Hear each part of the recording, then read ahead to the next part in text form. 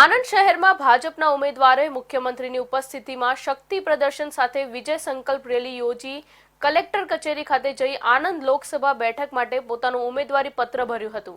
આણંદ લોકસભા બેઠકના ભાજપના ઉમેદવાર મિતેશ પટેલે વાસદ ખાતે પોતાના નિવાસ સ્થાને સવારે પૂજા અર્ચના કરી પોતાના માતા પિતાના ચરણ સ્પર્શ કરી આશીર્વાદ પ્રાપ્ત કર્યા બાદ તેઓ આણંદ ખાતે પહોંચ્યા હતા।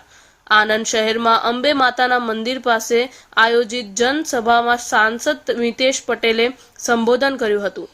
ત્યારબાદ મુખ્યમંત્રી ભૂપેન્દ્ર પટેલે જનસભા સંબોધતા કહ્યું હતું કે 17 વર્ષના શાસનમાં જે કામ થયા નથી તે વડાપ્રધાન નરેન્દ્ર મોદીના શાસનમાં માત્ર 10 વર્ષમાં થયા છે અને હજી વધુ ઝડપી વિકાસ માટે ત્રીજી વાર મોદી સરકારના નારા સાથે મુખ્યમંત્રીએ હજારોની જનમેદનીને જુસ્સો ભરીને વધુમાં વધુ લોકો મતદાનના દિવસે મતદાન કરાવીને ભાજપના ઉમેદવારને વિજય બનાવે અને મોદીના હાથ મજબૂત કરે એવી અપીલ કરી હતી। ત્રીજી વખત આદરણીય પ્રધાનમંત્રી નરેન્દ્રભાઈ મોદી સાહેબ નેતૃત્વ ભારત દેશનું સંભાળવા જઈ રહ્યા છે, પ્રધાનમંત્રી બનવા જઈ રહ્યા છે, ત્યારે આજે ઉમેદવારી ફોર્મ ભરવા માટે આદરણીય આપણા ગુજરાતના મુખ્યમંત્રી મૃદુ એન્ડ મક્કમ ભૂપેન્દ્રભાઈ પટેલ સાહેબ આશીર્વાદ આપવા આવ્યા હતા। એની સાથે આપણા ક્લસ્ટર હેડ નરહરી અમીન સાહેબ, આપણા જિલ્લાના અધ્યક્ષ રાજેશભાઈ પટેલ, સૌ ધારાસભ્ય, સૌ સંગઠનના પદાધિકારી સાથે ભારતીય જનતા પાર્ટીના ગામડેથી સૌ કાર્યકર્તાઓ આવ્યા હતા।